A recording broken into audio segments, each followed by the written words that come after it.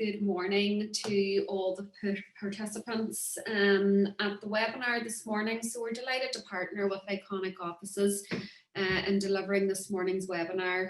And what we'll be looking at is in these very challenging times, managing and motivating employees when working remotely or from an office on their own. So the webinar will run until approximately 12.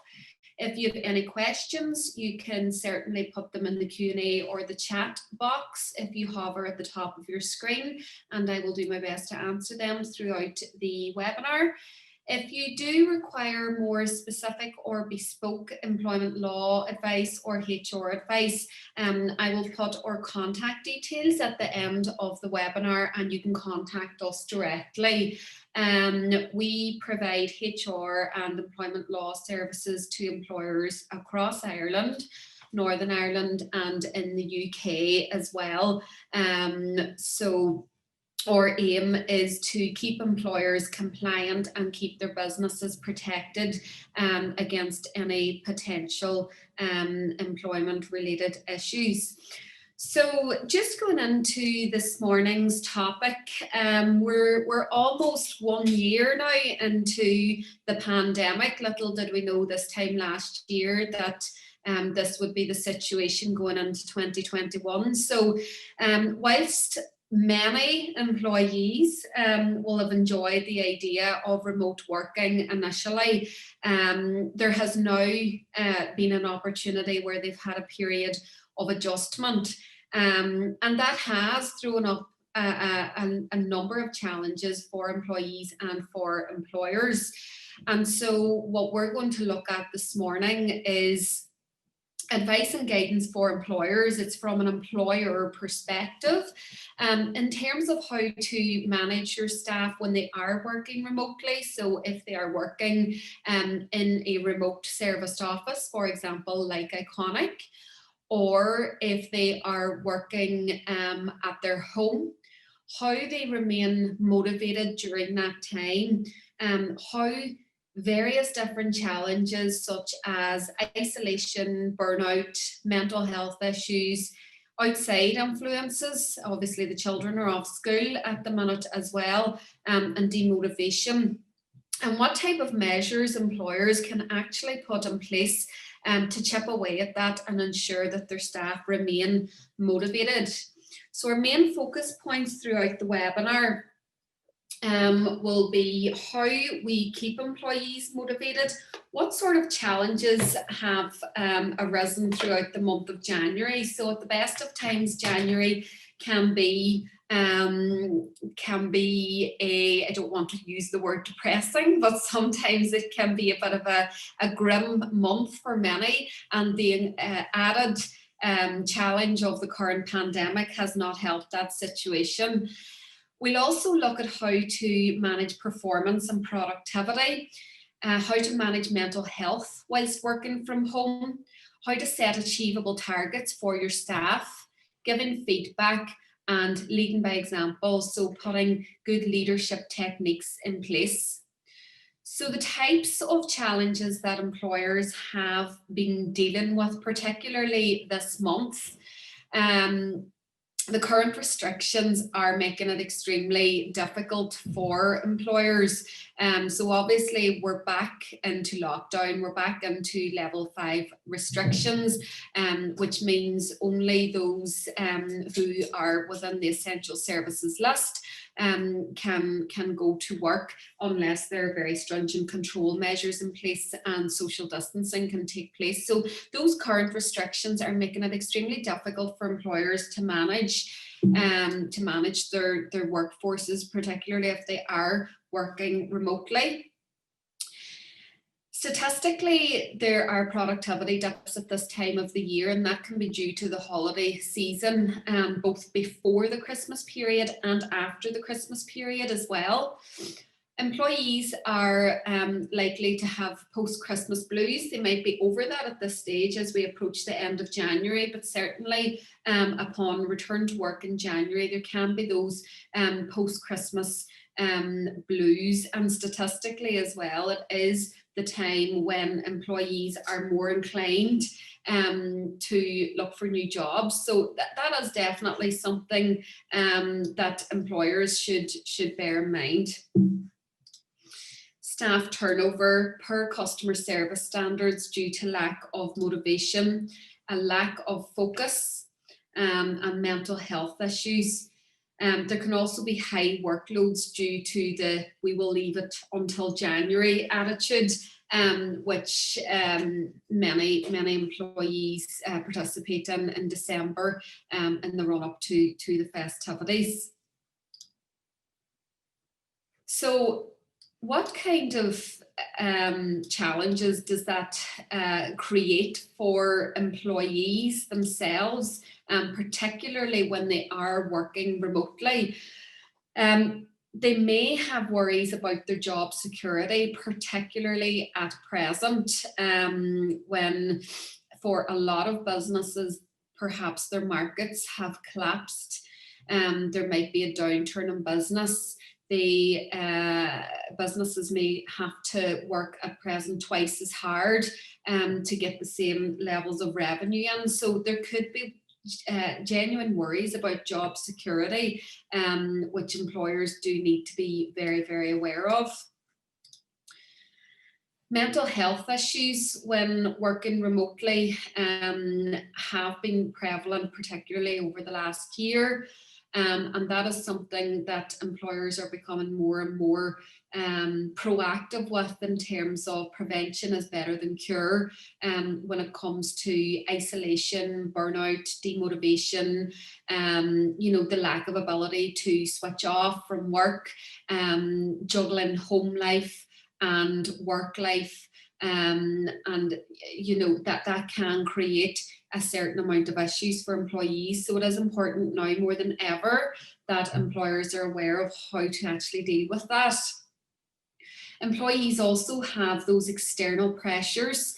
At the minute, examples include employees who maybe have their children at home at the minute. They might be trying to juggle homeschooling as well as their work.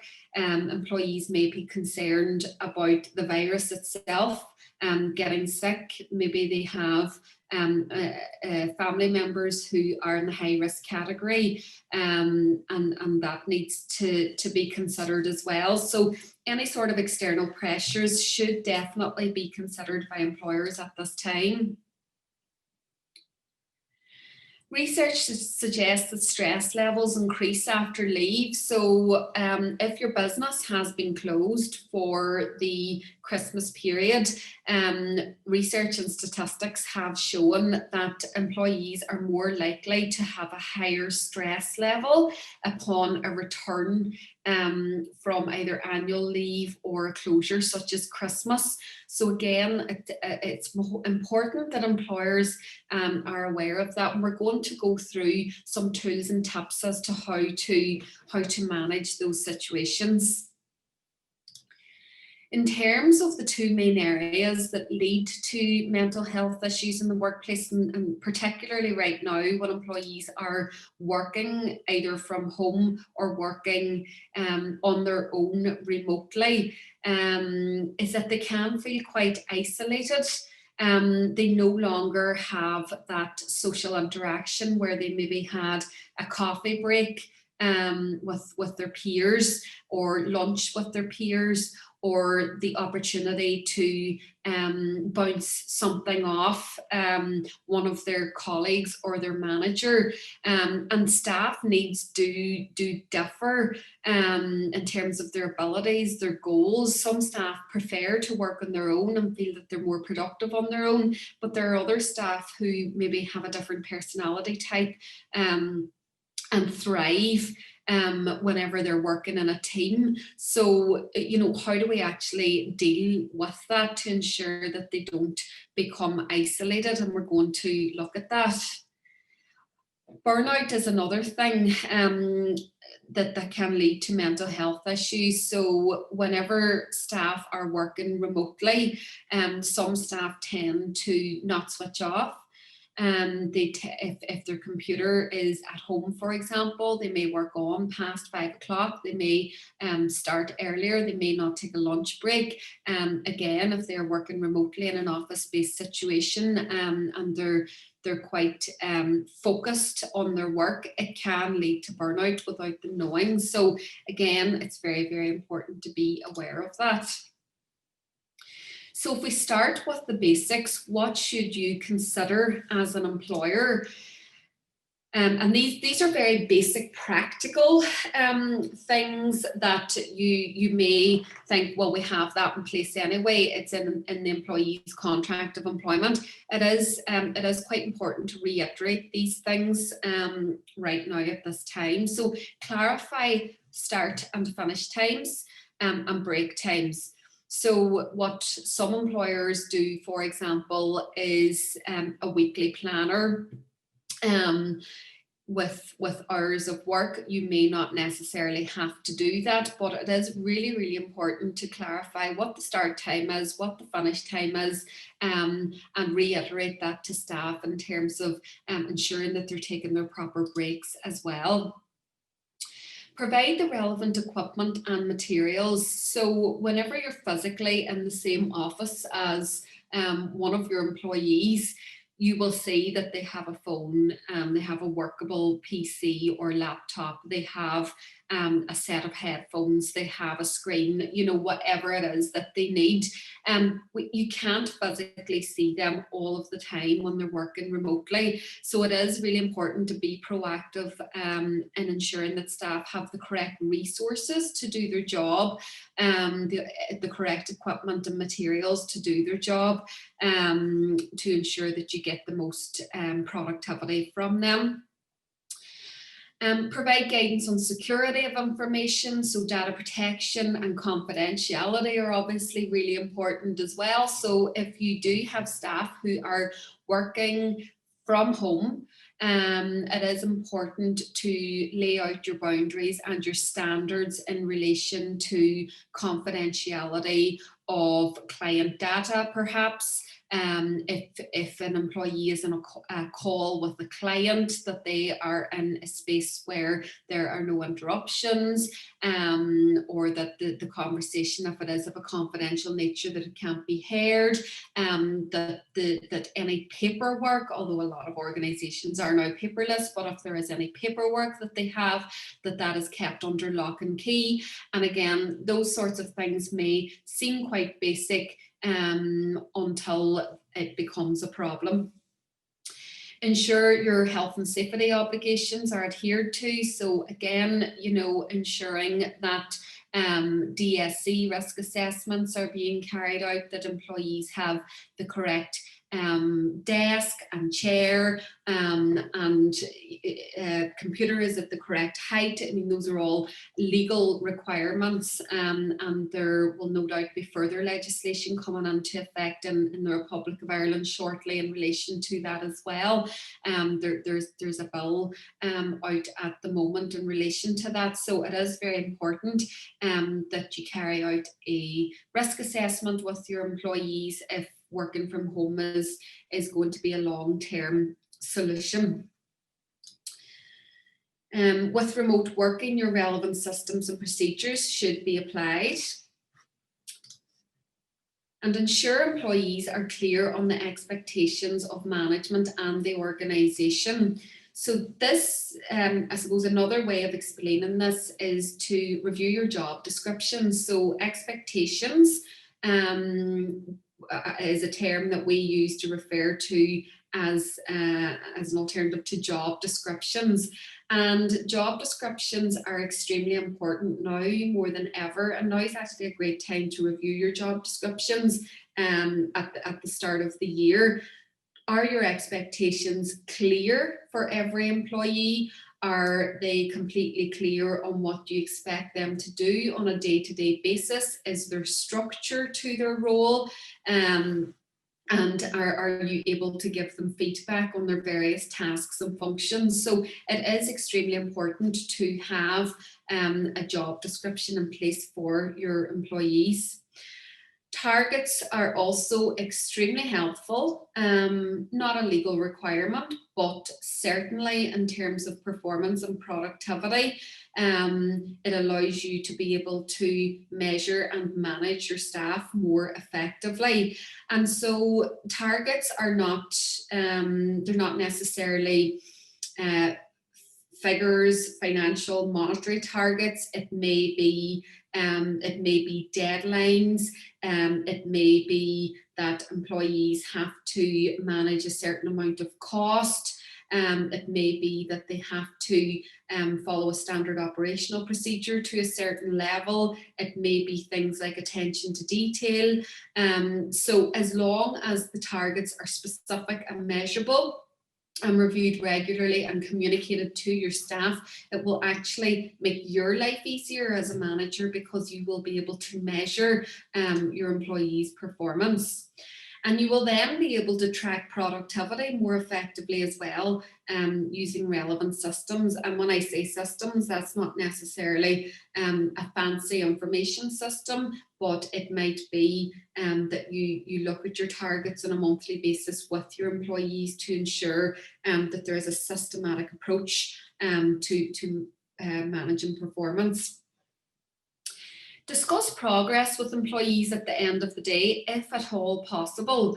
I suppose this is very dependent on the nature of the role that the employee is doing, but that communication is absolutely key, and particularly if you do have that type of employee who may feel isolated or demotivated quite easily. It is important to have that support measure in place where they have the opportunity to discuss their progress, to ask questions from you as the manager at the end of each day. You can also ask for an end of day report or summary of their progress if they're working, for example, on a project or a deadline, and review it the next morning with them. And communicate. Communication is so important. When in general, it's very important, but particularly with remote working, communication is absolutely vital. And it's not a one size fits all. So what might work for my business may not necessarily work for your business. What we do in our business every morning is we will do a very quick catch up with staff. We will have a more detailed weekly briefing first thing on a Monday morning to go through everything for that particular week. For example, the projects, the deadlines, the outstanding cases, any questions any team members may have. And then every morning throughout that week, the line manager will speak with their employee very quickly via telephone to go through any outstanding nitty-gritty issues that have arisen the day before. But that Monday morning meeting is done face-to-face via video link, via Zoom. And everybody has their cameras on. So it's, you know, and I'm sure everybody is using the likes of Zoom and Microsoft Teams or whatever it may be. And so that communication is really, really important to let staff know that that you're there for support, and that you're also there to you know, to answer any questions that they may have. If you still have employees in the workplace, again, that's really important, because employees now will tend to be working, obviously, socially distanced from others where at all possible.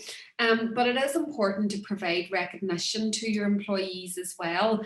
And employee engagement is based very much on their experience whilst performing the work. So if it seems a bit like Groundhog Day, you know, they may become demotivated, and so it's important to try and change things up if you can.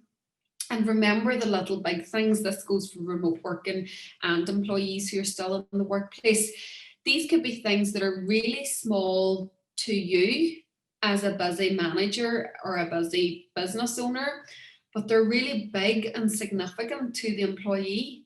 So it might be they've requested a day off and you haven't got back to them, or it's their birthday, or they've asked for a specific resource in order to do their job. This may seem quite insignificant to you, but it's actually quite important to them. So it is really, really important as a manager to remember what we call the little big things, because they are important to employees, and communicate regularly.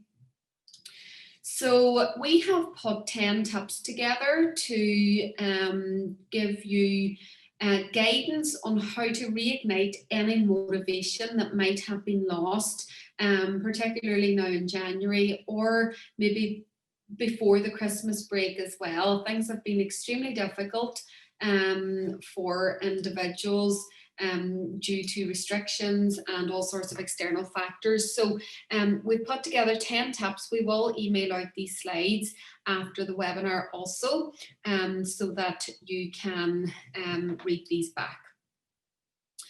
So what you want to do is create a culture that encourages productivity, considers the mental health of your employees so that you are looking after them, retaining them, and it stops employees becoming demotivated, isolated, or burning out. So the first most important thing is face-to-face communication. And we're going to go through that in a little bit more detail in a second.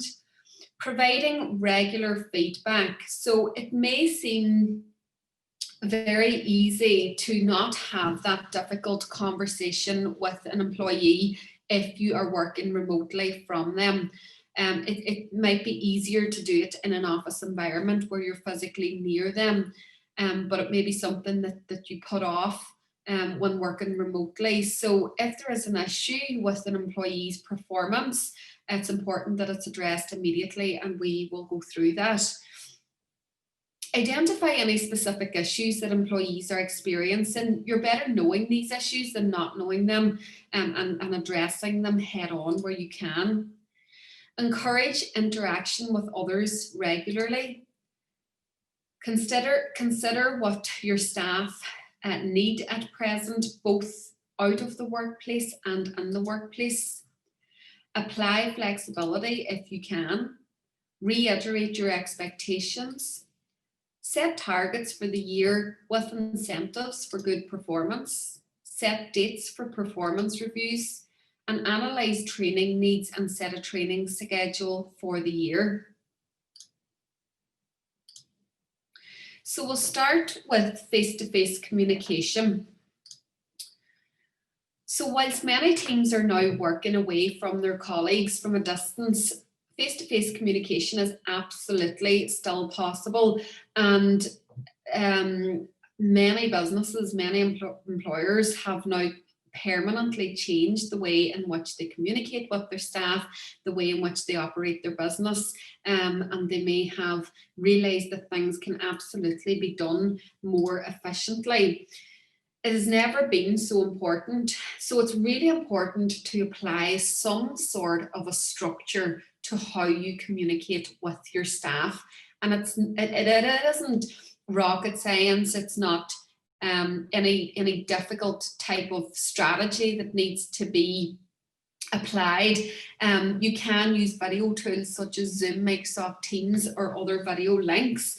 But have a think about what works for your business. So if you have a team of people who are all working in different remote locations, have a time of the week where everyone comes together, whether it be for 20 or 30 minutes, depending on what needs to be covered, and have an agenda.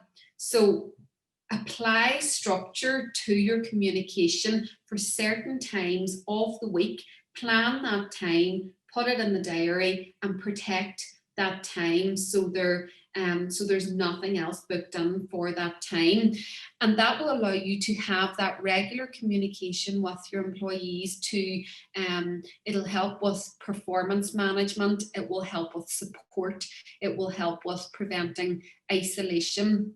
It will help with preventing burnout for some of those staff as well, so that you can get a feel as a manager, what is on your list, what are you doing, and we obviously want to stay away from that whole micromanagement, but as long as you're reasonable in your approach, there is no reason why you can't apply a good structured communication strategy. It gives employees assurances that there is that support available, that they are on the right track, and it prevents that isolation. Organise face-to-face communication in a structured way, Zoom call weekly, and again, it depends on the nature of your organisation. Set an agenda. I would definitely recommend setting an agenda so staff know exactly what to expect from the meeting. It doesn't become a talking shop, for want of a better term, that there is a start, a middle and an end, and that there is one person controlling the meeting, and set a start and finish time. That's really important as well, so that you know when it starts, you know when it ends, and staff know exactly the same. And follow up with action points. So not minutes necessarily, but there might be action points at the end. That's not mandatory, but it might be helpful as a starting point for your meeting the following week. So someone has just asked there if the slides are going to be emailed. Yes, we can email the slides afterwards, so there's no need to write this down. So our second tip is to provide regular feedback, and this can be done by what we call as a 6-step process. Feedback is extremely important when it comes to managing your employees. So communication and feedback are slightly different. Communication is something that happens all the time, every day, every week, every month.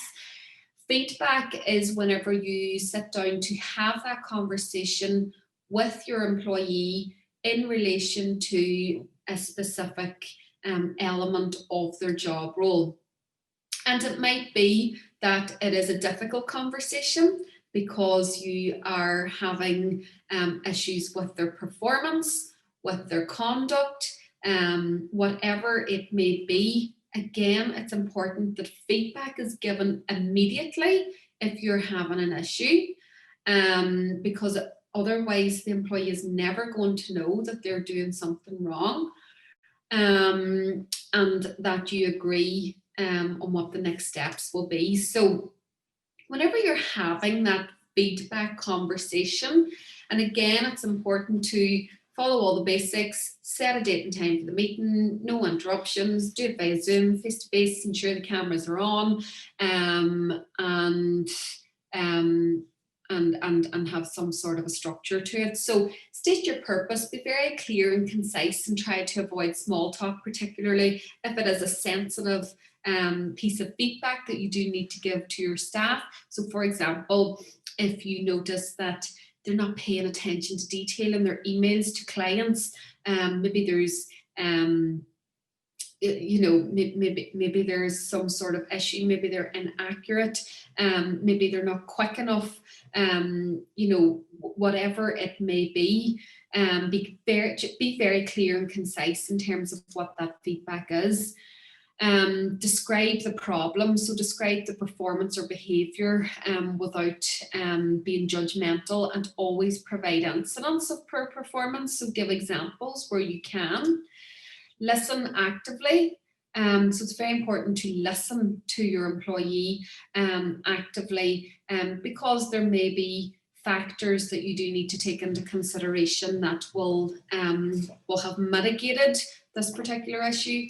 Use open questions and body language, then agree on the problem. Ensure you're both leaving that meeting agreeing on the problem and having reached a solution. Ask the employee how he or she could resolve the matter and agree on an action plan. So it might mean that the employee doesn't have the correct resources to do their job. Maybe they feel that there has been a lack of communication. maybe they feel that their workload is too high. So it is really important to allow the employee to open up as to how he or she feels that matter could be resolved, and have the employee sum up at the end to ensure that there's a common understanding. So that's a really helpful 6-step process. And if you will have worked with ourselves, or if you're currently working with us, or if you have engaged in any of our training or webinars, you will hear us talking about the 6-step process a lot. It's simple, but it's effective, and it's very, very helpful when it comes to giving employees meaningful feedback when it comes to poor performance. Feedback is a skill. It can be really difficult. You might find if you're very new to giving feedback, that you're not quite sure how to approach such a conversation. So it is a skill, and it does take practice. So just, bear that in mind. So the third tip that we would give when it comes to the remote working is, if you feel that there are issues under the radar, underlying issues, it's important to identify what those issues are if you can. So if an employee becomes demotivated, if you're maybe feeling that tension, or their productivity has dipped, or the employee seems down, or maybe there is persistent absence of the employee, maybe they've called in sick. Even if they are working remotely, they can still phone in sick. So it's important to identify what the specific issue is. And again, you'll only do that through communication. There is usually a specific reason for this. Identify if it's skill or will. So if it's the employee's skill, and that comes down to their competence, their capabilities, again, provide that feedback that we covered in tip 2, and assess whether further resources, support, or training are required. If you find the issue is a willingness issue, so it's a will issue, again, communication is key. Find out why the employee has become demotivated through having a conversation with them, and determine whether it's a personal or work-related issue, and put measures in place to address the issue. So, for example, maybe the employee, if they're working remotely, they're starting to show symptoms of the virus, and they're worried about that, and the whole house has come down with the virus. They're having to isolate, whatever it may be. Determine, it might not be a work-related issue all of the time. It might be a personal issue, and so you might need to apply discretion to an employee and support them to ensure that they are okay, and to make them feel like they have that support as well, and put measures in place to address the issue. Encourage interaction with others, and it's important that this is on a regular basis. Now, you will have different personality types within the workplace. You might have employees who are very happy to continue to work on their own. They feel they're more productive on their own. And you may have the opposite personality type, where an employee is used to working in a team. They're used to having others around them. They're used to having, that Friday coffee or pizza or whatever it may be. And now that's been completely wiped out. And that can impact staff's productivity, actually, if their personality type is one of a social type of person, of a person who likes to work with others on a regular basis.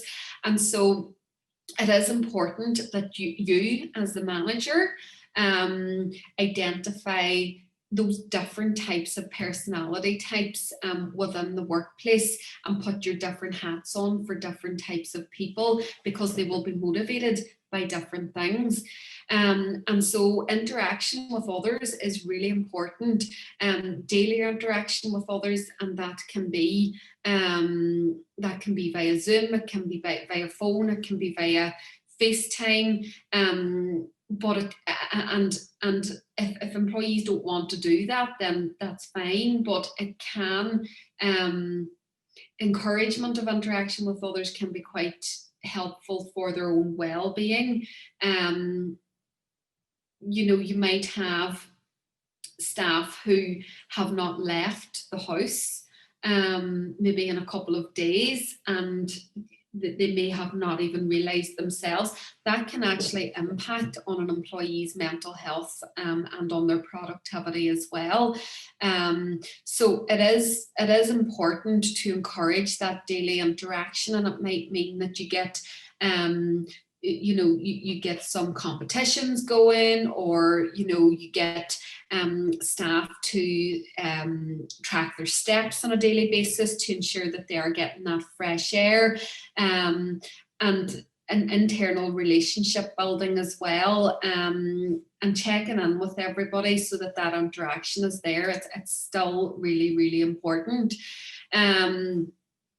Traditionally, employees do look forward to social interactions, so it will have been very unlikely that you will have had that Christmas party this year. You might have done it virtually, like a lot of employers have done, but employees will very much miss that social interaction as well, and so it might be worth looking at the diary for the full year, and putting something in place to motivate your employees.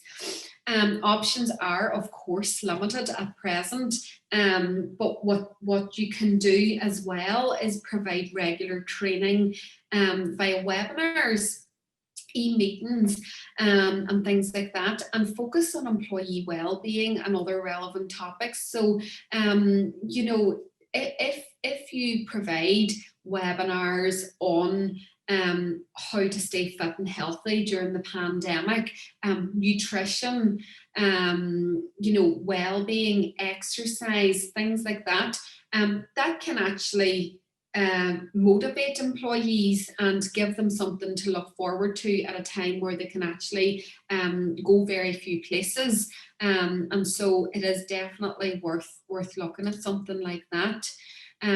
Consider themes for regular interactions.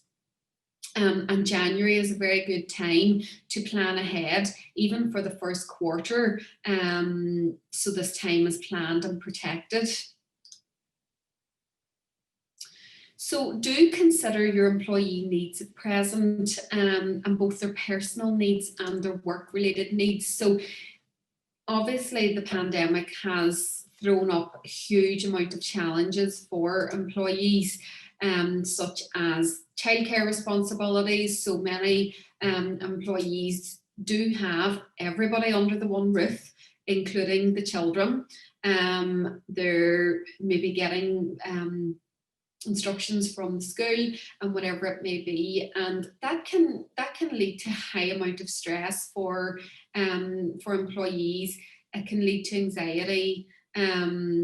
Having to self-isolate is obviously another challenge that a lot of individuals are having to endure, is to stay in their own house for 10 to 14 days with their family members, which again can lead to that feeling of anxiety.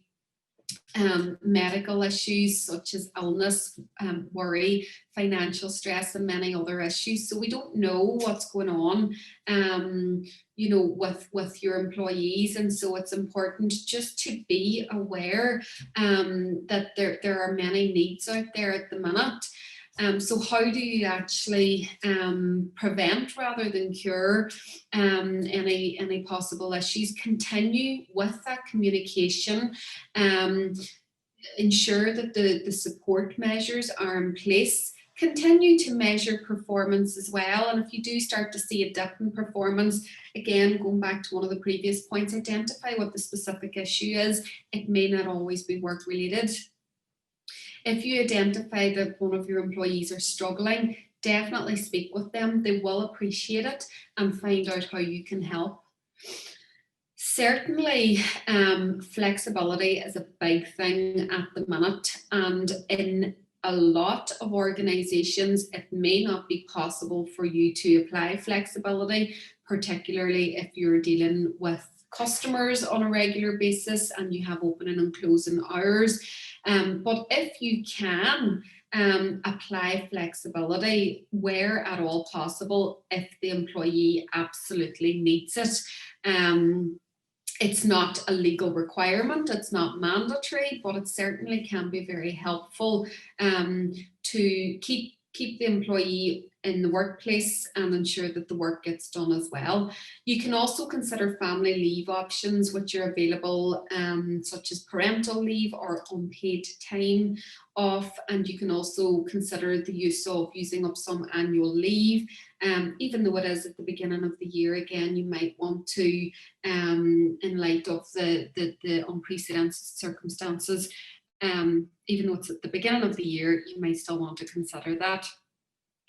And you can consider psychological support such as an employee assist program. It's important as well to be sensitive. These aren't normal times, so it's important to be sensitive and to continue with that communication. So just a little bit on that flexibility. So many employees will require flexible working patterns to aid with childcare, homeschooling and other personal dependents at present. You can apply discretion. Many employers are considering new ideas around ownership, responsibility, time management and outcomes. And this is something that some businesses are able to incorporate into their operations. So, for example, if an employee is working on a deadline or a project that doesn't require them to be available during that normal 9 to 5 business hours, you can certainly consider how that employee can take ownership of their own work, responsibility of that project, manage their time effectively, and still achieve the outcome. So I suppose, you know, the traditional method of management would suggest that it's better to have them in 9 to 5, the same as everybody else, and not go outside that traditional method of working. But if you can, certainly for a temporary period of time or even a trial period, you can consider if employees can work outside of those traditional working hours.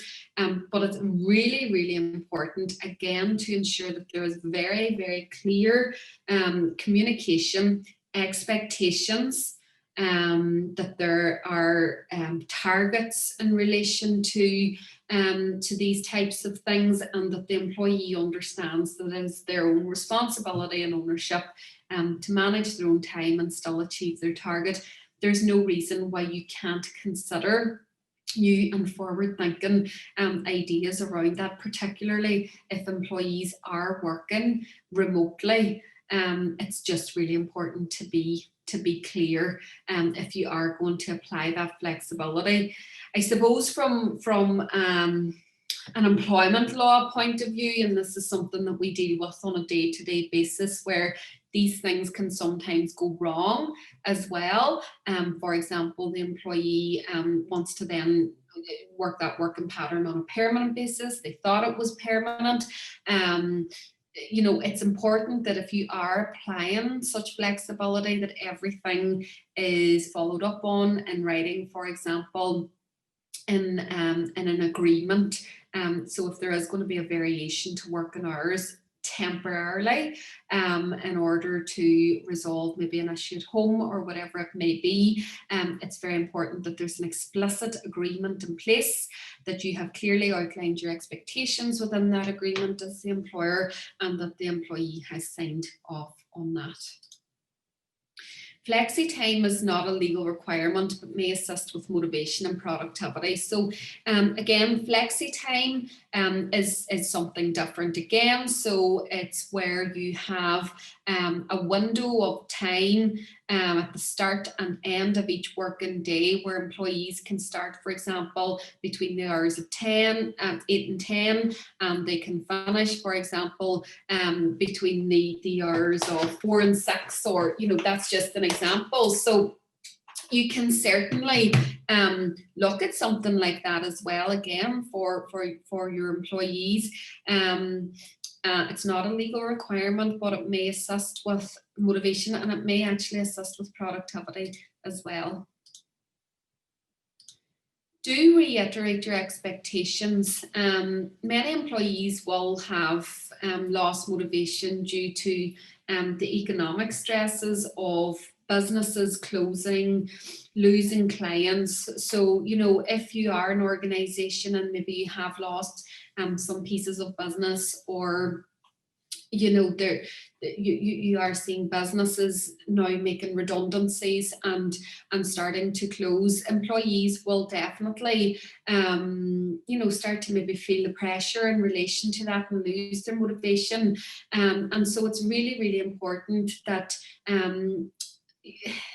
and it's difficult for employers as well, but try and keep the momentum going, try and keep the motivation going, maybe thinking outside the box. What can you do differently as a business? Get their ideas on how the business can improve as well. And that might be something that you incorporate into your regular interactions, your team building, and your communication meetings on a weekly basis. Reiterate what your expectations are, review job descriptions if you have to, put changes in place where necessary to adapt to the challenges of the pandemic. So job descriptions generally are not contractual, so they're not normally part of the contract of employment within reason. So if you do need to evolve a job description or change a job description to adapt to the challenges of the pandemic, then absolutely do that and communicate these changes to your employees. Put training and support in place. Since last March, many employers have been taking this opportunity to really look at their training and doing training quite efficiently via, for example, webinars, where that cost has decreased because employees aren't having to travel to training sessions, for example. So if you have to put training and support in place, do that, and ensure that roles and responsibilities are very clear. So this is a really good one. Set targets for the year. If you can, put incentives in place for good performance as well, do that. January is an excellent time to set performance targets, and any targets that you do set for your employees need to be very specific. They need to be measurable, agreed, realistic, and time bound. So you will have heard of SMART targets. That's the abbreviation for those 5 words. Write your targets down and set a time throughout the year of 2021 as to when you're going to measure those targets. So if you have set a cost target, say, okay, so we're going to review that target at the end of each month on the last working day of each month. We're going to get the team together and we're going to review the targets. Write them down, then they're clear and everyone's aware of them. Communicate these clearly to the team. Statistically, employees are actually quite motivated by measurable targets because they have a goal. They know exactly what they're working towards. It's extremely important that you ensure that all targets are realistic. So setting targets that are maybe way off the radar might not be realistic for your employees. So ensure that they are realistic. ensure that your staff have resources in place. You can put incentives in place such as a commission or a bonus, which can be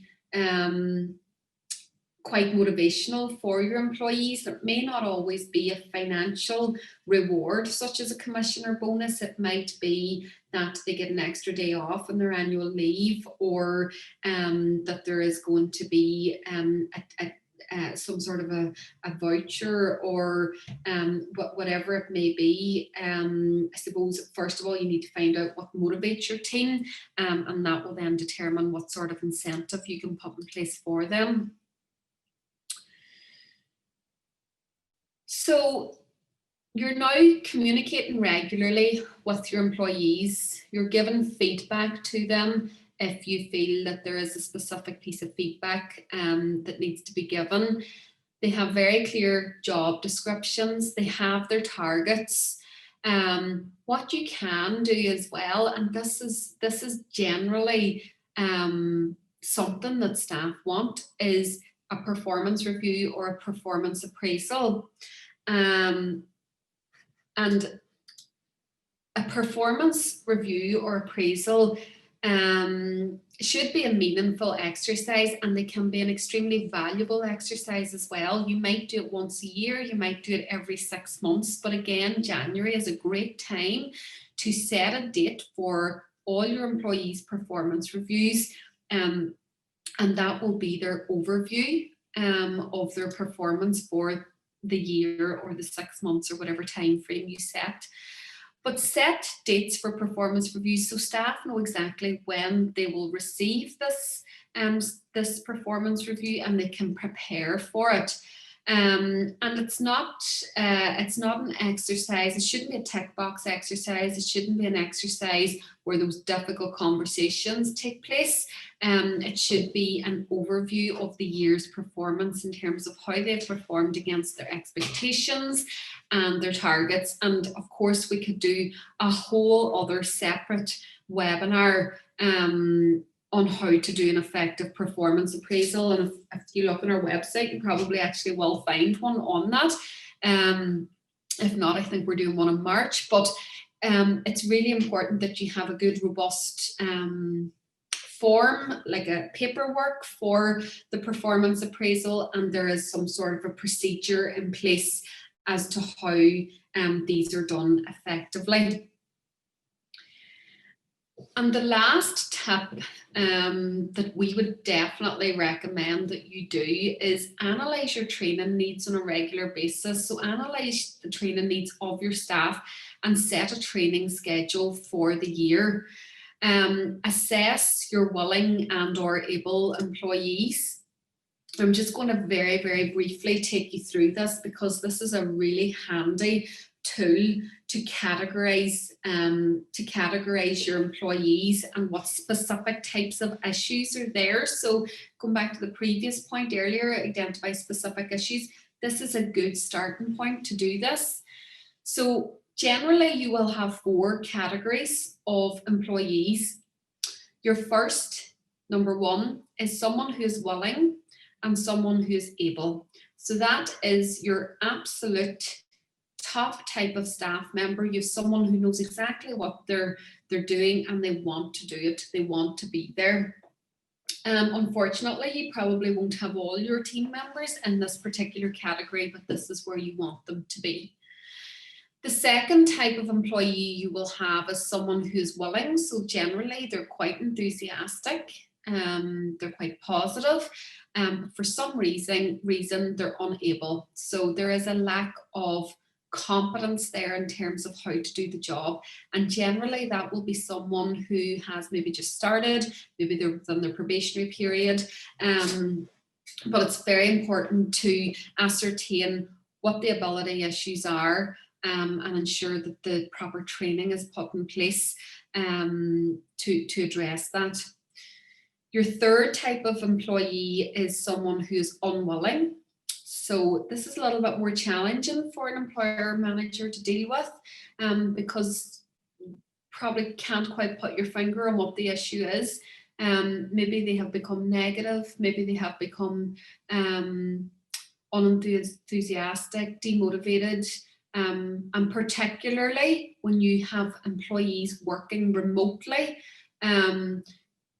this is always going to be the risk that you have someone going from the willing box to the unwilling box. They've become demotivated for some reason, but they're still able. So they're still able to do the job. They're still very capable of doing the job. But for some reason, whether it be a lack of communication, a personal issue, lack of resources to do the job, whatever it may be, there's something wrong there and you need to find out what it is. And the only way you do that is to have that feedback conversation with them. And then you have your fourth type of employee, so someone who neither wants to be there and they're unable on top of that. So probably a whole other procedure needs to be applied for this type of employee, because there are clearly a huge amount of issues there. And so we would probably look at you could look at training for that type of person, and communication, but if it's still the case that they are in this box, then you might want to look at a formal procedure, in which case you should seek advice. So just finally on the training, set a training budget, analyze training needs using what's called a training needs analysis, organize training and dates, communicate to employees. So now is a great time to set your training schedule for your staff for the year. And again, that is a great way of ensuring that staff remain motivated and are kept upskilled whenever they are working remotely. So it is important to ensure, even if staff are working remotely, that you are maintaining that high performance culture, that staff are taking ownership, accountability and responsibility for their own workloads. And the only way you can do that is to ensure that you have good performance management structures in place, and that you're communicating regularly and giving that feedback.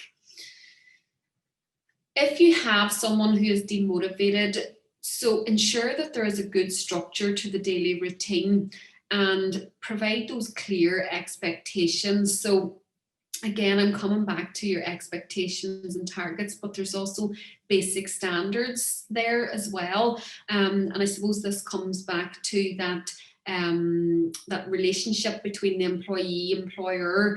Ensure that there's a contract of employment in place. It's extremely important that you ensure that your organisation is protected with a good, well-written contract of employment, including a code of conduct and accompanied by a handbook.